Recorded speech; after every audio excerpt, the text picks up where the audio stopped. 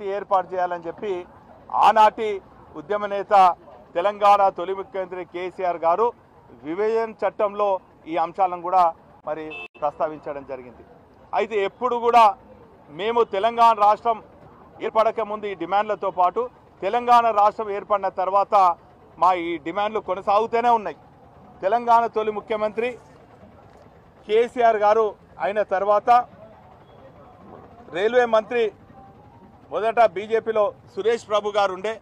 సురేష్ ప్రభు గారు మరి మేము ముఖ్యమంత్రి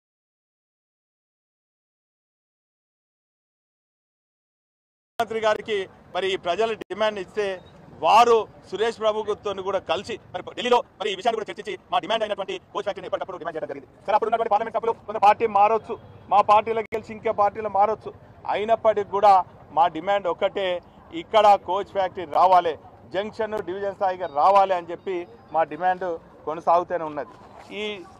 ఈ ఆందోళన చూసి టీఆర్ఎస్ పార్టీ ఒత్తిడి చూసి మా టీఆర్ఎస్ పార్టీ పార్లమెంట్ సభ్యులు ఎప్పటికప్పుడు పార్లమెంట్లో మరి ఈ అంశాన్ని లేవనెత్తుతుంటే దీనికి ఆనాటి మరి బీజేపీ ప్రభుత్వం ఒకసారి వ్యాగన్ మ్యానుఫ్యాక్చరింగ్ యూనిట్ అన్నారు. సరే ఏదో ఒకటి అదే ఏదో ఒకటి సాధించాలనే ఉద్దేశంతో మరి ఏదో ఒకటి సాధించాలి, ప్రజల ఆకాంక్ష మేరకు పనిచేయాలి అని చెప్పి టీఆర్ఎస్ పార్టీ పార్లమెంట్ సభ్యులు ఎప్పటికప్పుడు పార్లమెంట్లో మాట్లాడితే వచ్చిన ఫ్యాక్టరీని కూడా దూరదృష్టితోని కేసీఆర్ గారు మరి కావలసినటువంటి స్థలానికన్నా ఎక్కువ 150-160 ఎకరాలు రాబోయే రోజుల్లో మనం సాధిస్తాం, కోచ్ ఫ్యాక్టరీ సాధిస్తాం, దానికి ముందే స్థల సేకరణ కావాలని చెప్పి 160 ఎకరాల వరకు కూడా స్థల సేకరణ చేసినటువంటి విషయాన్ని మీ సందర్భంగా తెలియజేస్తున్నాం.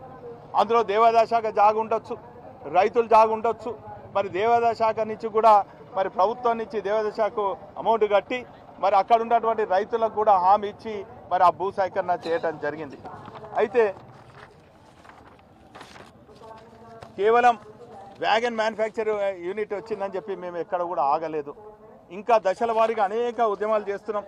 స్థానికంగా ఉన్నటువంటి బీఆర్ఎస్ నాయకులు రిలే దీక్షలు అనుకోండి, ఇంకా అనేక దీక్షలు కూడా చేసినటువంటి విషయాన్ని ఈ సందర్భంగా తెలియజేస్తున్నాం.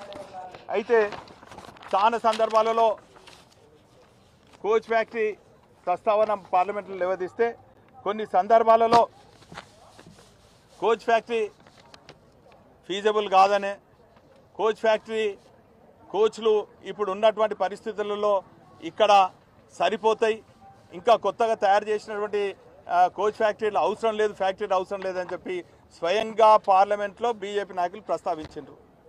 అయినా మా డిమాండ్ ఎప్పటికప్పుడు చెప్తూనే ఉన్నాం. అందులో వాస్తవంగా చెప్పాలంటే ఎప్పుడు రైల్వే మంత్రి కేంద్రంలో బీజేపీ అనుకోండి, కాంగ్రెస్ అనుకోండి, ఎప్పుడు రైల్వే మంత్రి వస్తే ఉదాహరణకు మమతా బెనర్జీ రైల్వే మినిస్టర్ వచ్చింది, ఆమె కల్కట్టా తీసుకుపోడు, జాఫర్ నిజాం అనుకుంటా కర్ణాటక ఆయన తీసుకుపోడు, మహారాష్ట్ర అటు తీసుకుపోవడం. మొన్నటికి మొన్న మా పార్లమెంట్ సభ్యులు అడిగితే ఫీజబుల్ లేదన్నారు, మహారాష్ట్ర ఎన్నికలు ఉంటే బీజేపీలో లాతూర్కు తీసుకుపోవడం జరిగింది. సరే ఏదేమైనప్పటికీ కూడా మరి ప్రకటన వచ్చినందుకు కేంద్రంలో ఉన్నటువంటి మా రైల్వే అధికారులకు బీజేపీ ప్రభుత్వానికి కూడా వరంగల్ జిల్లా ప్రజల తరఫున కృతజ్ఞతలు తెలియజేస్తున్నాం. ఇంకా ప్రకటనకే కాదు, ఇంకా త్వరితగా మరి డివిజన్ కావాలి. అయితే ఇక్కడ డివిజన్ ప్రస్తావన ఎప్పుడు వచ్చినా కూడా ఎంత సమైక్య రాష్ట్రంలో ఎంత గమ్మత్తుగా దీన్ని మరి దాన్ని పక్కకు దొయ్యేదంటే సికింద్రాబాద్లో ఉన్నది, హైదరాబాద్లో ఉన్నది 120-130 కిలోమీటర్లో మరి డివిజన్ రాదు అని చెప్పి మాకు బుకాయించేది. కానీ సమైక్య రాష్ట్రంలో విజయవాడ, గుంటూరు 2 డివిజన్లు ఉంటాయి, అక్కడ 36 కిలోమీటర్లకే డివిజన్ వస్తుంది, ఇక్కడనేమో ఇంత దూరం రాదట. వాస్తవంగా చెప్పాలంటే మీ అందరూ కూడా తెలిసిన విషయమే. దక్షిణ ఉత్తర మరి భారతదేశాన్ని కలిపే సౌత్ సెంట్రల్ రైల్వేలో అత్యధికంగా మరి ఇన్కమ్ వచ్చేది మా సౌత్ సెంట్రల్ రైల్వేనే, అందులో కాజ్పేట్ జంక్షనే.